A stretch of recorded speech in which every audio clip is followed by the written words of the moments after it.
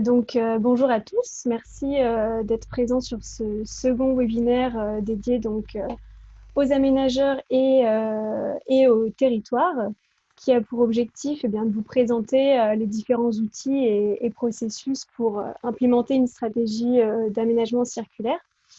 Alors juste rapidement pour me présenter, donc je suis Adèle Jourdan et j'accompagne différents acteurs, notamment dans le secteur du bâtiment, à déployer donc des stratégies d'économie circulaire dans leurs activités. Donc, je vais vous partager mon écran pour vous partager une petite présentation. Voilà, donc pour vous faire un petit rappel pour ceux qui n'étaient pas présents la semaine dernière aux différents webinaires. Donc en fait, on a lancé cette alliance bâtiment circulaire pendant cette période de crise du coronavirus et du confinement pour mettre en œuvre et réfléchir à des nouvelles méthodologies de travail ayant pour objectif de construire en fait un futur un peu plus durable et faire face à ces types de crises que nous traversons en ce moment. Donc l'Alliance, ce n'est pas du tout une association ou une entreprise, c'est vraiment l'objectif de catalyser en fait un maximum d'expérience, de retour d'expérience que chacun d'entre nous ont pu avoir durant différentes pratiques, donc qu'on soit aménageur, qu'on soit facility manager ou fabricant de produits, architecte. Et bien en fait, l'objectif, c'est vraiment de partager nos connaissances sur l'économie circulaire pour développer des nouvelles pratiques et trouver en fait des solutions plus adéquates pour développer un futur plus durable. Alors, si on regarde en fait aujourd'hui le modèle prédominant, qui est le modèle linéaire, il consiste en fait à extraire des matériaux, donc des ressources naturelles, à fabriquer des produits que l'on va utiliser et qui vont au final être jetés. Ce modèle linéaire, en fait, il est obsolète puisque à terme, il est sans issue et la seule chose qu'il génère, c'est, comme on le voit à la fin, des déchets qui ne sont pas revalorisés. Donc, si on regarde en fait ce modèle linéaire appliqué au secteur du bâtiment, qu'est-ce que ça veut dire? Eh bien, aujourd'hui, on constate que durant la durée de vie d'un bâtiment, donc environ 20 à 30 ans, eh bien 75% de ses constituants vont être renouvelés. Alors pour certains, une seule fois, comme le présente par exemple la petite image, ce qui concerne la fondation et la structure. En revanche, d'autres matériaux comme les systèmes techniques vont être renouvelés 4 fois et pour le mobilier et la décoration, il va être renouvelé en général 8 fois durant toute la durée de vie du bâtiment.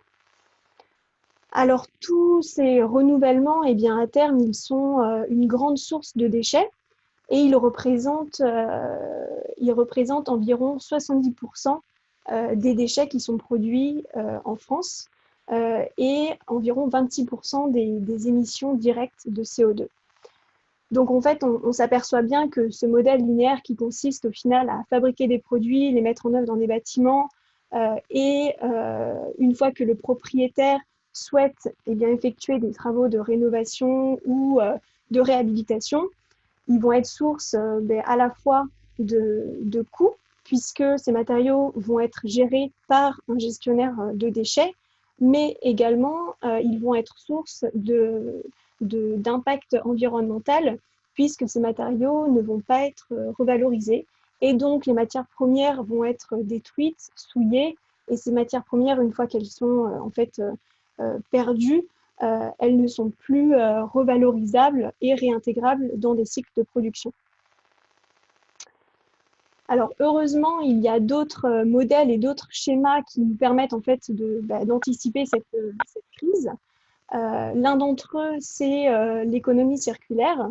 Et qu'est-ce que ça veut dire l'économie circulaire? Eh bien, en fait, au lieu de simplement extraire des matières premières, puis en faire des produits et les utiliser et les jeter, enfin, que ces matériaux deviennent source de déchets, eh bien, en fait, on considère que dès la phase de conception, on va pouvoir soit, si besoin, utiliser des matériaux vierges et donc extraire des matières premières, ou alors utiliser directement des matériaux issus de gisements de matières usagées pour en refabriquer de nouveaux produits, les utiliser et à terme, au lieu que ceux-ci deviennent des déchets, eh bien, les réintroduire dans des cycles de production, soit en les réparant, en les réutilisant ou en les upcyclant.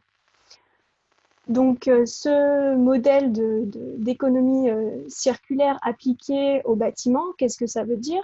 Eh bien, concrètement, un fabricant va pouvoir éco-concevoir son produit. Donc, qu'est-ce que ça veut dire? Ça veut dire à la fois choisir des matériaux sains qui ne contiennent pas, par exemple, d'agents toxiques nocifs pour la santé et pour l'environnement. Le constructeur va mettre en œuvre des systèmes constructifs démontables qui vont permettre aux propriétaires, lors des phases de rénovation ou de réhabilitation, eh bien, de facilement déconstruire son bâtiment et de pouvoir revaloriser les matériaux qui auront été choisis intelligemment. Ces matériaux, ils vont pouvoir être revalorisés dans des écosystèmes créés par un ressource manager. En fait, le ressource manager va avoir le rôle d'intermédiaire entre un gestionnaire d'actifs, un gestionnaire de ressources usagées et un fabricant de produits qui, lui, a également besoin de matières premières pour fabriquer en fait ces produits, ces matériaux. Donc ce modèle, il est à la fois viable sur le long terme et génère des externalités positives, puisqu'il va à la fois d'un côté eh bien, préserver les ressources naturelles en réutilisant les ressources qui auront été utilisées lors du premier cycle de fabrication, mais également générer des revenus pour le propriétaire qui à terme va pouvoir eh bien, revendre ces matériaux qui vont être utilisés par le fabricant, et etc. Donc, ce modèle, il a également, comme je le disais, donc pour avantage de pouvoir recouvrir jusqu'à 15% de la valeur ajoutée d'un bâtiment. Et c'est environ 82% des produits du bâtiment qui peuvent être revalorisés, régénérés lorsqu'on éco-conçoit un bâtiment. Donc, ce modèle d'économie circulaire, il a été mis déjà en œuvre sur un certain nombre de projets. Il représente, il y a environ 400 000 mètres carrés de bâtiments qui ont été construits selon ce concept qu'on appelle bâtiment banque de matériaux en France. Il y a notamment donc, la métropole de Rennes qui a aménagé le Palais du Commerce. Il y a également donc, le parc biomimétique d'Arcueil aménagé par la CEDEF 94 et également le projet de la Maison de la Lumière aménagé par la métropole de Lille. Donc je laisserai Jamila prendre la main et nous partager justement son retour d'expérience sur le projet Janus. Bonjour, oui, je vais me présenter, je suis Jamila Bentrar, donc je suis chef de projet renouvellement urbain à la métropole européenne de Lille. Alors je vais partager mon écran. Hop. Et voilà. Et du coup, en fait, j'ai effectivement eu l'opportunité de travailler dans le cadre d'un appel à projet européen qui s'appelait Cradle to Cradle C2C Biz. Donc, l'ambition, c'était d'appliquer les principes de l'économie circulaire à l'échelle d'une opération d'aménagement. On l'avait fait à l'échelle d'un bâtiment, c'est la maison du projet de la Lénière, je vais en parler par la suite, mais avec ce retour d'expérience, l'idée, c'était comment extrapoler finalement ces concepts-là, non pas à l'échelle d'un bâtiment, mais même à l'échelle d'une opération d'aménagement et même à l'échelle de documents de planification. Donc, c'est la question de comment finalement déployer les concepts de l'économie circulaire dans l'urbanisme de planification et dans l'urbanisme opérationnel. Et c'est comme ça qu'en fait est né le projet Janus. Le projet Janus, alors pourquoi il s'appelle Janus ce projet? Parce qu'en fait, Janus, c'est un dieu romain, le dieu romain aux deux visages. Et en fait, il regarde vers le passé parce que l'idée, c'est effectivement de capitaliser sur les erreurs du passé, de comprendre ce qui s'est passé. Et donc, on capitalise sur le fait que effectivement, les modèles linéaires consomment et gaspillent les ressources. Et puis, il regarde aussi vers le futur pour essayer de construire un futur souhaitable tout en capitalisant sur ces erreurs du passé. Donc, en fait, l'ambition principale du projet Janus, c'est de s'inspirer des écosystèmes naturels dans le processus de fabrication de la ville. Et en fait, on se rend compte que dans la nature, dans les écosystèmes naturels, les équilibres sont cycliques. Et en fait, c'est aussi pour ça que finalement, le sommaire de ma présentation est en forme de cycle et de boucle, pour essayer de faire passer le message. Si à un moment on veut déployer le concept de l'économie circulaire, il faut aussi avoir un mode de raisonnement circulaire dans les solutions qu'on veut proposer. Donc, il y a une première partie qui est le contexte. En fait, c'est en trois phases. Un contexte, concept, concret. Le contexte pour observer, comprendre les enjeux du territoire. Donc, en vue de définir une stratégie qui est adaptée au contexte. Le concept, parce qu'une fois qu'on a identifié les enjeux d'un territoire, on est quand même sur des échelles qui sont importantes. On a une pluralité d'échelles, une pluralité de partenaires, une pluralité d'acteurs, une pluralité d'intérêts. Donc, c'est éminemment complexe et c'est pour ça que le concept permet d'appréhender un peu ces enjeux dans une approche un peu globale. Et le concept, il permet de décliner et de proposer des solutions sur des cas concrets. Et donc, c'est là où intervient l'innovation, c'est là où on propose des démonstrateurs. Mais l'enjeu, c'est bien d'évaluer finalement les solutions qu'on déploie pour vérifier si finalement ces solutions ont permis de faire évoluer le contexte de façon favorable. Et c'est comme ça qu'on forme une boucle et qu'on réanalyse le contexte pour vérifier si on a fait évoluer les choses. C'est les concepts de l'amélioration continue, c'est la route d'Hemming pour ceux qui connaissent un peu en organisation. Donc, la présentation prendra cette forme contexte, concept, concret. Pour la partie contexte, je vais présenter très rapidement le territoire de la métropole de Lille. Donc, c'est plus de 90 communes, plus d'1 million d'habitants, 61 415 hectares parce que c'est notre foncier, c'est notre territoire, c'est notre aire de gestion et près de 2 milliards d'euros de budget annuel. Donc, on est une métropole, on intervient dans de nombreux domaines, le développement économique, l'habitat, la gestion des déchets, l'énergie, la culture, de nombreuses compétences. Si on reprend le contexte, si on reprend l'histoire de ce territoire, en fait, c'est un territoire qui, en un siècle, s'est développé de façon fulgurante, un développement urbain et un développement économique, notamment autour d'une activité économique qui est l'activité textile. On a l'exemple de la ville de Roubaix qui a eu plus de 70 000 habitants en moins d'un siècle autour de cette activité textile. Une activité qui était symbole de logement, d'emploi pour tous. Le souci, c'est qu'à partir des années 60, on a commencé à avoir cette activité périclitée du fait de la compétition internationale. Et donc, encore aujourd'hui, ce territoire, j'ai pris l'exemple de Roubaix, mais c'est à l'échelle de la métropole et de façon globale, tout le développement industriel qui a progressivement périclité dans le siècle dernier. Et aujourd'hui, en fait, on concentre encore des difficultés puisque finalement, on concentre énormément de friches industrielles et puis on a encore des difficultés sociales. Donc, encore aujourd'hui, on cherche des solutions par rapport à cette histoire.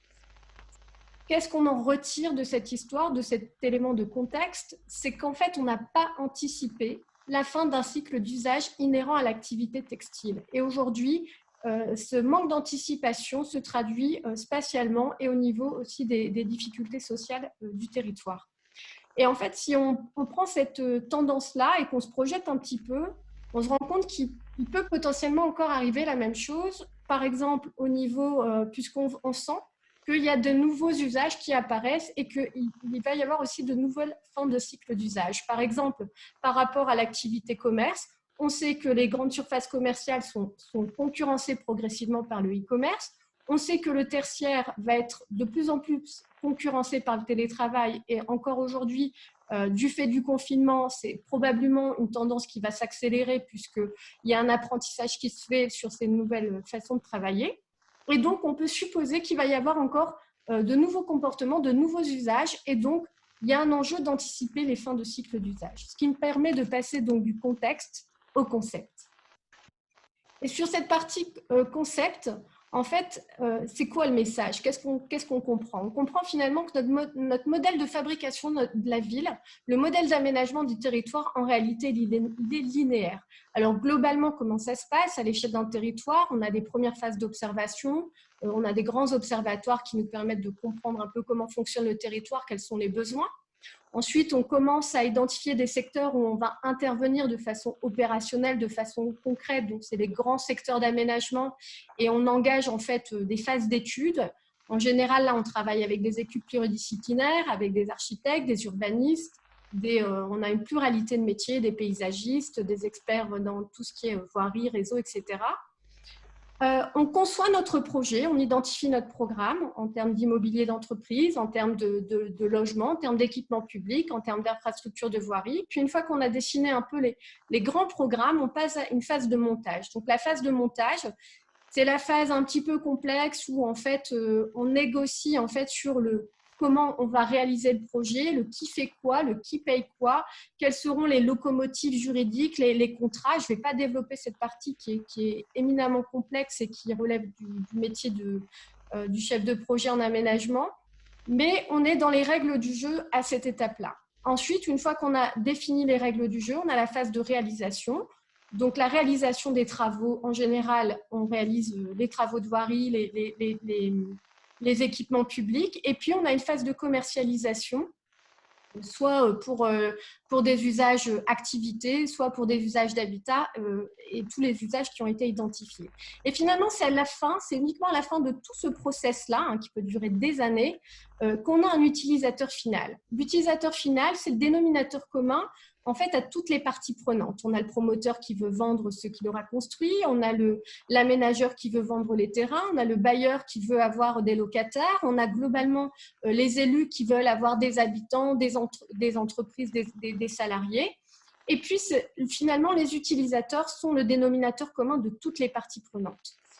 Et le problème avec ce process qui est linéaire et qui fonctionne étape par étape, en fait, c'est un process qui manque d'agilité parce qu'en fait, il ne permet pas de s'adapter à l'évolution des usages dans le temps puisque c'est un process qui est très, très long.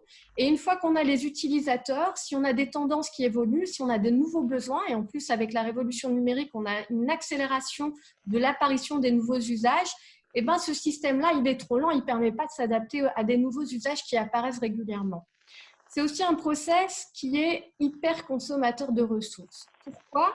Parce que finalement, on a un usage et puis quand on arrive à la fin du cycle d'usage, finalement, eh ben, si on a de nouveaux besoins, finalement, on va les s'étaler, on va aller chercher d'autres espaces ailleurs pour se développer. Et c'est comme ça qu'on génère en fait l'étalement urbain puisqu'on ne réutilise pas le même terrain qui est arrivé en fin de cycle d'usage. C'est un process qui est également consommateur de temps. En fait, on ne peut pas commencer une étape tant qu'on n'a pas terminé la précédente. Et c'est pour ça qu'il faut 5 à 10 ans pour mettre en œuvre un projet urbain et encore un projet quand il est porté politiquement, puisque ces étapes-là sont complexes, sont longues et brassent énormément d'acteurs. Et c'est aussi un process qui est hyper consommateur de moyens humains, matériels et financiers parce que, en fait, chaque séquence mobilise ses propres ressources. Alors, ça peut être pour des raisons organisationnelles, une logique de silo, une logique de compétences, une logique de limite administrative, mais ça peut être aussi du fait de la réglementation. Par exemple, dans le Code des marchés publics, quand on a une puissance publique qui, d'un côté, définit ses besoins et de l'autre côté, des opérateurs privés qui s'organisent pour répondre, finalement, autour d'un même sujet, on a une pluralité d'interlocuteurs qui travaillent sur le même sujet et ça mobilise énormément de ressources. Et enfin, c'est un process en fait, qui engage les élus dans une forme de navigation à vue, dans la mesure où finalement, entre la première phase d'étude et puis la phase où on a les utilisateurs finaux, en fait, on n'a pas la garantie d'avoir les utilisateurs finaux dans tout le process, à chaque étape. Et donc, en général, ça génère des incertitudes qui se traduisent par une prise de risque qui est souvent en fait portée par la puissance publique. Donc ça, c'est le modèle d'aménagement linéaire tel qu'il existe aujourd'hui. Le problème avec ce modèle-là, c'est que quand on est dans des secteurs qui manquent d'attractivité, on peut finalement être dans un process où on a créé, on a fabriqué la ville, et puis on ne parvient pas à commercialiser les terrains parce que ça manque d'attractivité.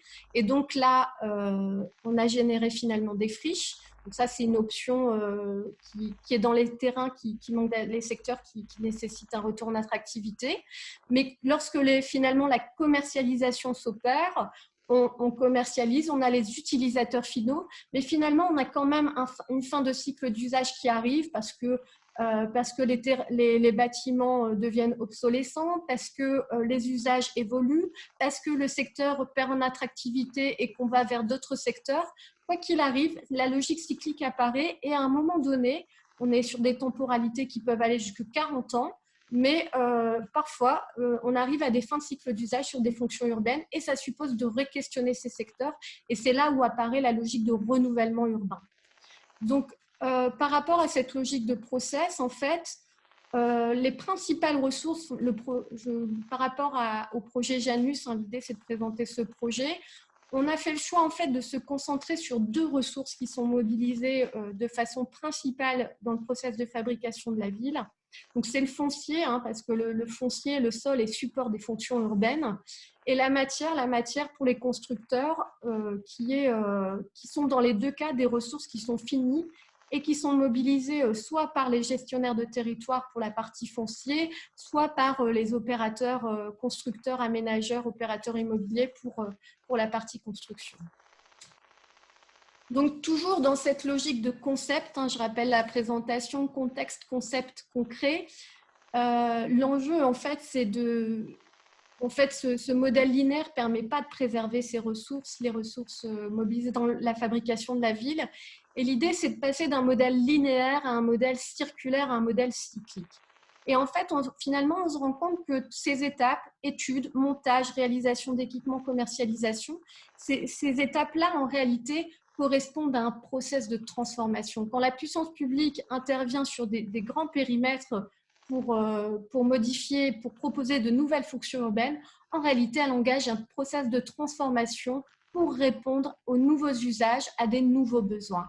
Et finalement, l'enjeu, c'est quand on arrive à la fin du cycle d'usage, c'est au lieu d'être dans une logique de fin de cycle, c'est de se dire que l'on sait par avance qu'il va y avoir un nouveau process de transformation engagé et ça suppose d'accepter cette notion de fin de cycle d'usage. Et donc, c'est comme ça qu'on arrive finalement à un modèle qui est circulaire et même dynamique, puisque la logique, c'est usage, transformation, et on remet au cœur de la stratégie finalement une mobilisation efficiente des ressources qui sont mobilisées dans le process de fabrication de la ville. Et en l'occurrence, on a fait le choix de se concentrer sur la ressource matière pour les constructeurs et la ressource foncier pour les territoires. Donc, pour mobiliser de façon efficiente ces ressources, l'enjeu, c'est de pouvoir les tracer, de pouvoir les suivre. Et c'est l'intérêt aussi de travailler en partenariat avec myopsycléa. Je laisserai Adèle préciser l'outil.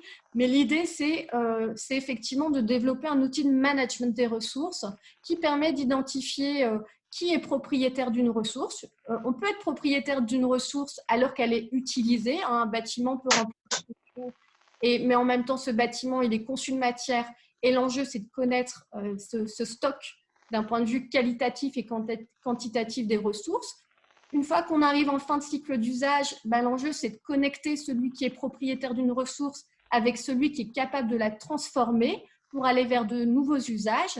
Et puis, il faut connecter le transformateur avec les utilisateurs. Et c'est quand le système, en fait, est dynamique que, finalement, on bascule dans un modèle circulaire. L'intérêt aussi de ce modèle circulaire, c'est que dans le modèle linéaire, parce que c'est une injonction qu'on a au niveau du management des territoires, c'est de répondre en fait aux attentes des populations et d'être en capacité d'y répondre à court terme. Et en fait, dans le modèle linéaire, on répond aux besoins à court terme, mais on dégrade les ressources sur le temps long. dans le modèle circulaire, on est en capacité de répondre aux besoins des populations sur le temps court, tout en préservant les ressources sur le temps long. Donc, c'est une solution durable de passer au modèle circulaire. Donc, ça, c'était pour la partie concept. Concrètement, comment tout ça se traduit. Et donc, l'enjeu, on l'a identifié pour l'ensemble des acteurs, l'ensemble des parties prenantes, et d'avoir un utilisateur final, c'est le dénominateur commun. Donc, la première chose, le premier réflexe, c'est effectivement quand on travaille à la conception d'un projet urbain, ou même quand on travaille à la programmation d'un bâtiment, c'est de s'assurer que ce qu'on va concevoir, ce qu'on va programmer, répond bien aux besoins des utilisateurs finaux. Donc, une façon de travailler, c'est effectivement tout simplement de passer d'une logique descendante à une logique top-down, bottom-up, et de travailler finalement avec les futurs utilisateurs et s'assurer que ce qu'on va proposer va bien répondre aux besoins et qu'on ne va pas créer des programmes, des bâtiments qui vont finalement ne pas servir. Donc ça, c'est le premier niveau, mais ça, c'est quand on est capable d'identifier ces utilisateurs finaux, c'est quand ils sont là et c'est quand on peut discuter avec eux. Mais la réalité des faits, c'est qu'au vu de la temporalité pour la fabrication de la ville, la majeure partie du temps, on ne connaît pas les utilisateurs finaux. Et c'est pour ça c'est là qu'intervient l'innovation. Et donc, ça s'est traduit notamment au travers de la Maison du Projet de la Lénière, qui est le premier bâtiment qui a été labellisé Cradle to Cradle en France, et qui est en fait un bâtiment qui a été conçu de façon à anticiper la réversibilité d'usage, avec des modes de construction qui sont agiles. Donc, en fait, dans la conception, dès la conception, en fait, les questions qu'on se pose ne sont pas les mêmes. La question, c'est comment avoir un impact positif sur la santé humaine, comment avoir un impact positif sur les écosystèmes. Donc, et l'enjeu, c'est effectivement d'utiliser des matériaux sains pour se dire on va réutiliser cette matière. Donc, on est dans d'autres logiques. Et c'est pour ça que ce bâtiment n'avait pas de colle, pas de PVC, pas de produits émissifs. On a choisi des matériaux sains dans l'optique de pouvoir les réutiliser. Ça, c'est pour le long terme, une fois qu'on se dit que le bâtiment sera démoli parce qu'on n'en aura plus d'usage. À plus court terme, on est aussi sur un bâtiment dont les fonctions sont modulaires. On ne sait pas quels seront les usages.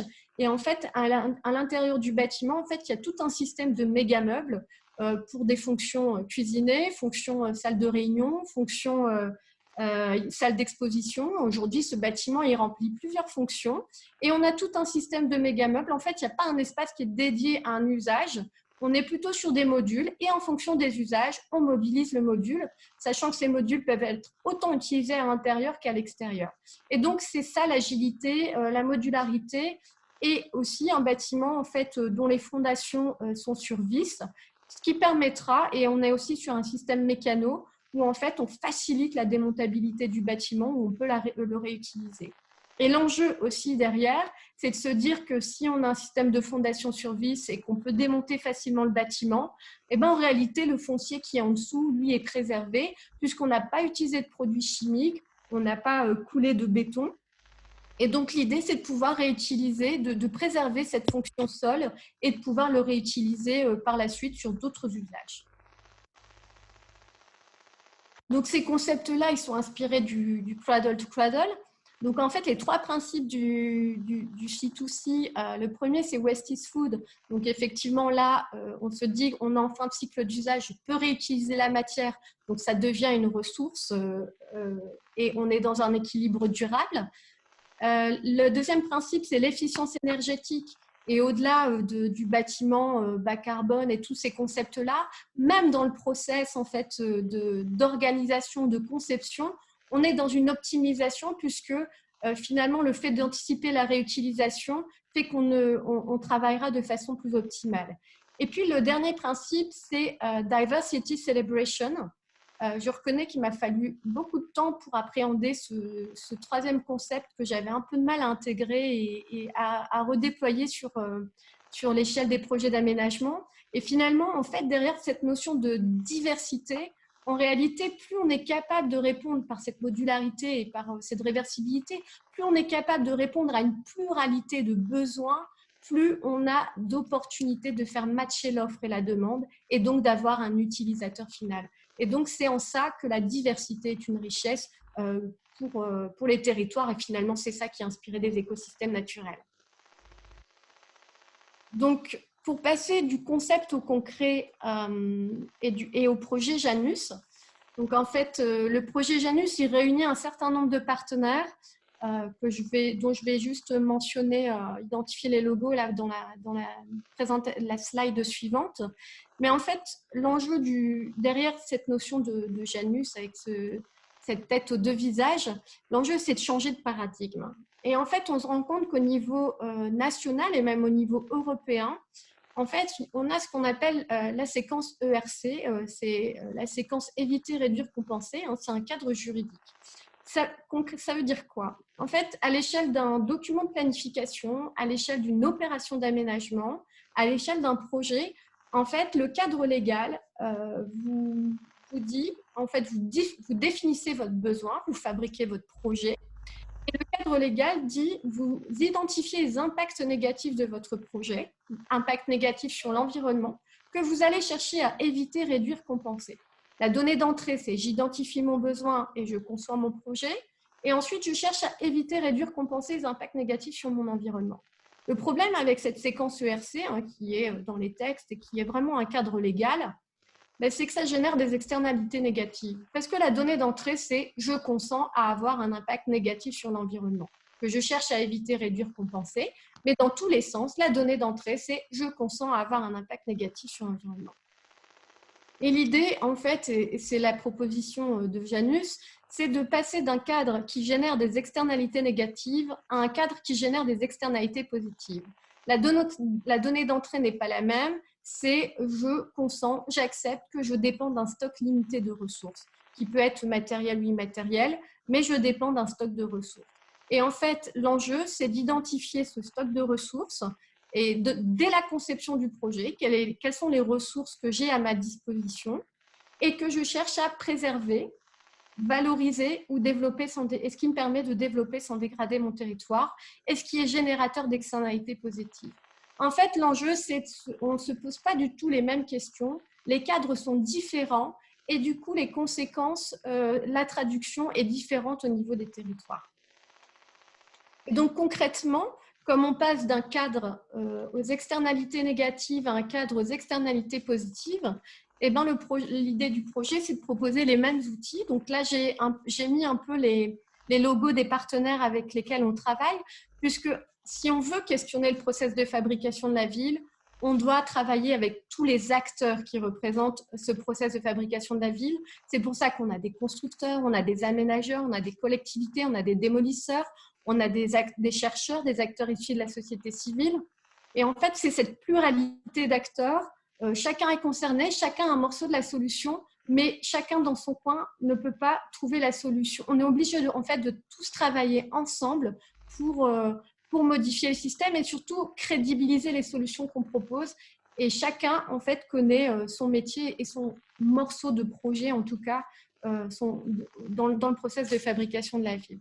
Donc, pour passer du paradigme, d'un paradigme générateur d'externalités négatives à un paradigme générateur d'externalités positives, en réalité, voilà, nous, les solutions qu'on propose, alors ce sont des solutions qu'on a choisi de déployer dans le cadre de notre nouveau programme de renouvellement urbain à la métropole européenne de Lille. On intervient sur une dizaine de sites.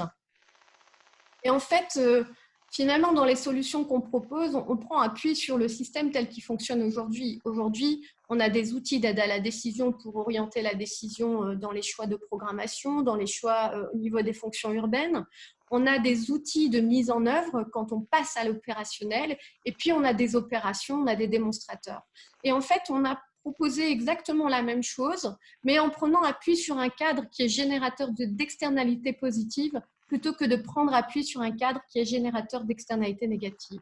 Et donc, par exemple, pour les outils d'aide à la décision, comment on fait pour passer d'un cadre à un cadre générateur d'externalités positives, donc ce fameux cadre qui permet d'identifier le stock de ressources qu'on a à disposition.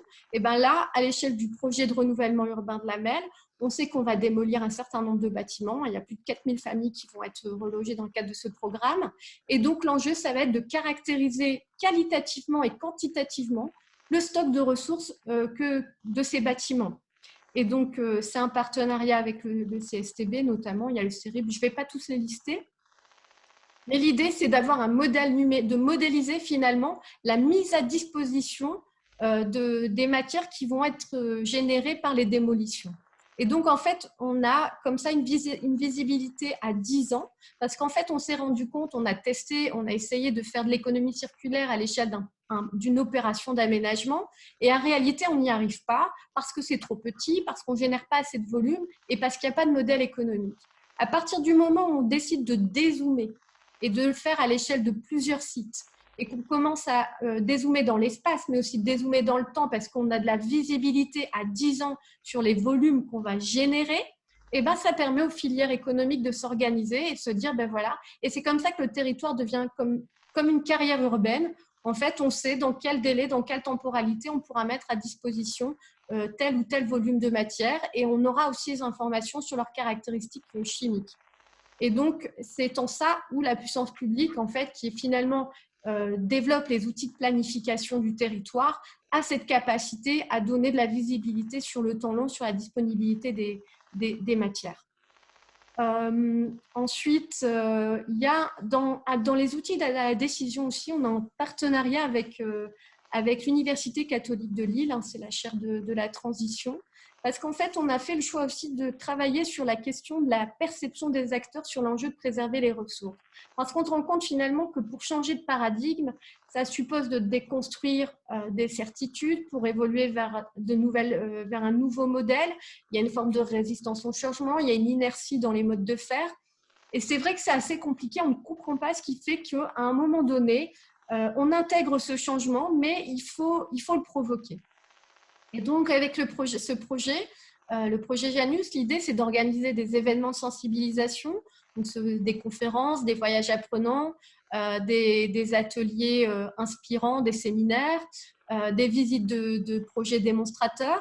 Et en fait, l'idée avec l'Université catholique de Lille, c'est de faire une analyse en fait sociologique et d'identifier en fait quelle est l'évolution finalement de la perception des acteurs sur l'enjeu de la préservation des ressources, et de se dire, bon, quel est l'événement qui fait qu'à un moment donné, les acteurs ont intégré cet enjeu de changer de paradigme et qu'il y a effectivement un enjeu à préserver les ressources, et essayer d'identifier quel est l'événement qui sera peut-être le plus efficace et pour, à l'avenir, finalement, privilégier ces événements qui aident à la transition.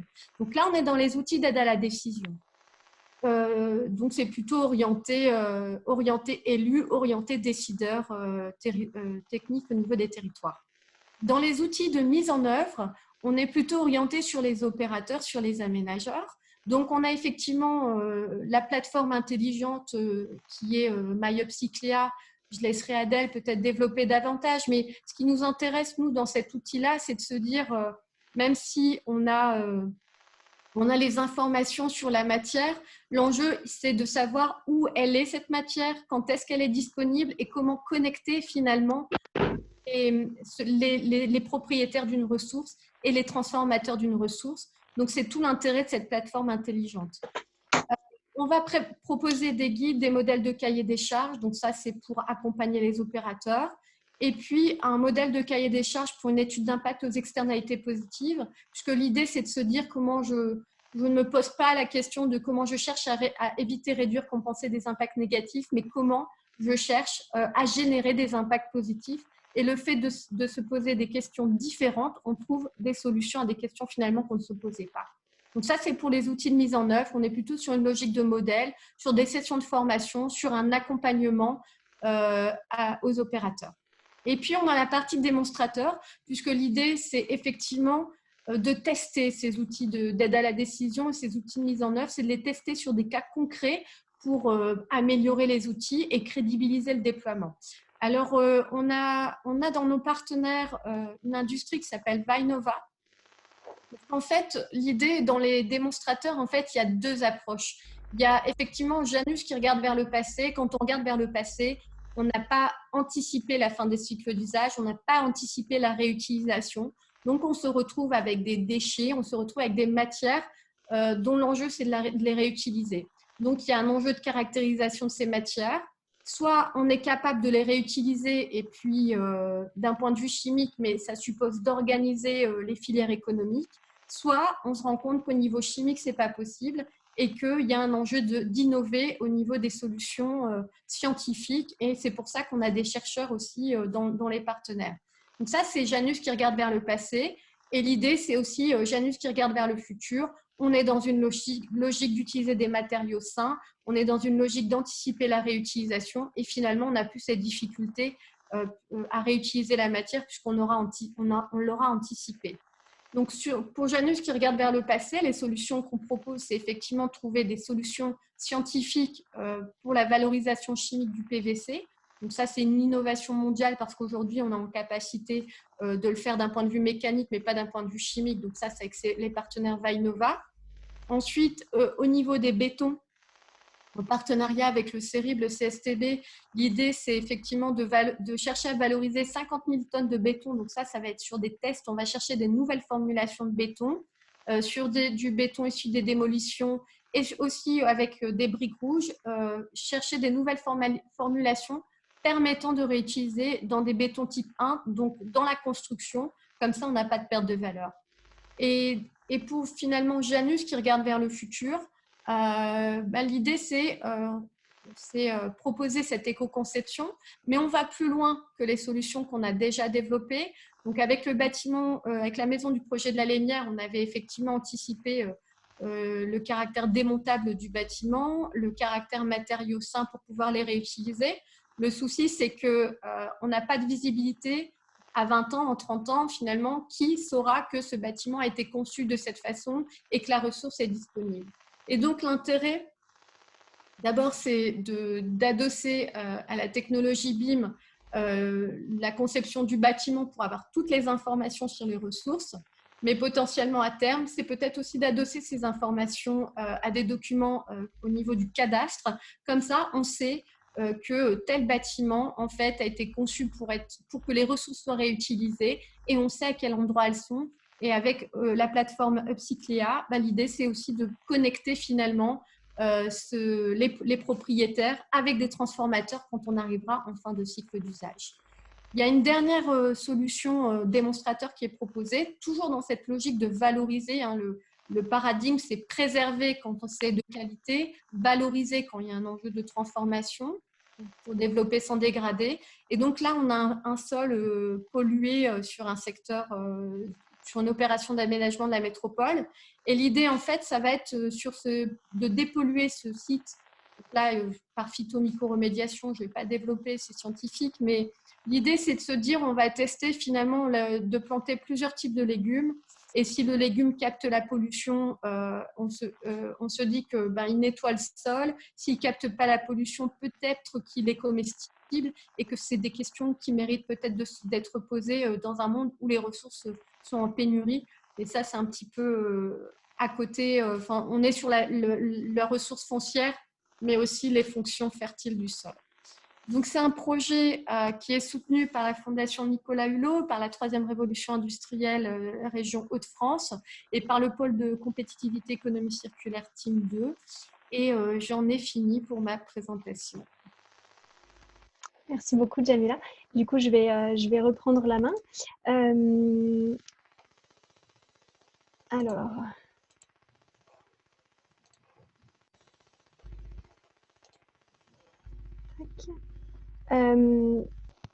merci du coup donc pour la présentation. En effet, le fait de changer de modèle, eh bien, ça implique une grande complexité, à la fois technique mais aussi organisationnelle. Et c'est pour ça qu'on a développé Maille Upcyclea pour répondre en fait à ce besoin de gestion. Alors de gestion à la fois des matériaux, puisqu'on a développé le concept de resource management qui consiste en fait à régénérer les ressources usagées. Ça permet d'avoir une traçabilité sur les matériaux, à la fois temporaire mais également physique. Cette gestion, elle s'opère dans un écosystème qui intègre en fait différentes parties prenantes. Alors, on a d'un côté des personnes qui détiennent des ressources usagées, des personnes qui ont des ressources, enfin des besoins en ressources pour produire leurs matériaux, et également des personnes qui ont des capacités de transformation comme du tri, du recyclage, de l'upcyclage ou du transport. Alors plus concrètement, comment le resource management s'opère? Eh bien, sur la plateforme MyUpcyclia, euh, différents types de personnes vont avoir des accès à différentes fonctionnalités. D'un côté, une personne qui a des besoins en matériaux pour produire ces nouveaux produits va pouvoir en fait renseigner ses besoins. Il va les caractériser via un passeport circulaire qui est en fait une fiche d'identité des matériaux qui reprend à la fois la composition des matériaux. Il va également pouvoir renseigner une quantité nécessaire, une date de disponibilité et une localisation.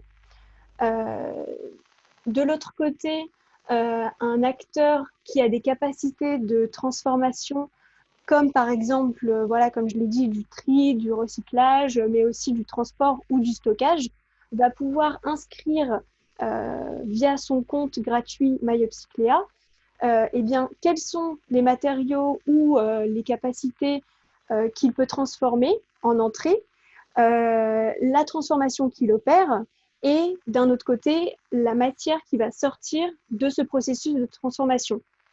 Il va renseigner donc ses différentes capacités, sa localisation, ses dates de disponibilité, etc. Et d'un autre côté, les personnes qui détiennent des matières usagées vont pouvoir également, comme la personne qui a un besoin, caractériser les matériaux usagés dans la plateforme via un passeport circulaire qui utilise une nomenclature commune à tous les utilisateurs et qui permet de parler en fait du même langage en utilisant les mêmes descriptions pour qualifier un matériau. Donc, le responsable des gisements de ressources usagées va caractériser ces gisements à travers un passeport circulaire, une quantité de ressources usagées, une date de disponibilité et également un lieu, une localisation. Et c'est là où, en fait, MyUpcyclia intervient et grâce à l'intelligence artificielle qui a été développée dans le logiciel, le resource manager va pouvoir à la fois euh, identifier les meilleurs écosystèmes pour répondre à un besoin, donc à la fois en termes de gisements qui auront été caractérisés à proximité et également les transformateurs qui auront été recensés. Donc une fois que cet écosystème a été identifié par le resource manager, eh bien, il va notifier à la fois le responsable des besoins, qui sera averti sur la capacité d'un acteur à répondre à son besoin, également avertir le transformateur qu'un un besoin en transformation a été émis sur la plateforme, et également le gestionnaire de ressources, de gisements de ressources, pour le prévenir que, eh bien, un transformateur va pouvoir venir récupérer ces matériaux, les transformer et également les revaloriser et satisfaire un besoin. Donc en fait, si on applique ce modèle de ressource management à tout ce que Jamila nous a présenté, eh bien en fait, ça consiste à dire qu'un bâtiment, quand il a été conçu et caractérisé avec des passeports circulaires, eh bien une fois arrivée la phase de renouvellement, de rénovation ou de démolition, eh bien on va pouvoir avoir la connaissance à la fois des matériaux qui sont usagés et identifier des écosystèmes locaux pour les revaloriser. Donc en fait, toute ce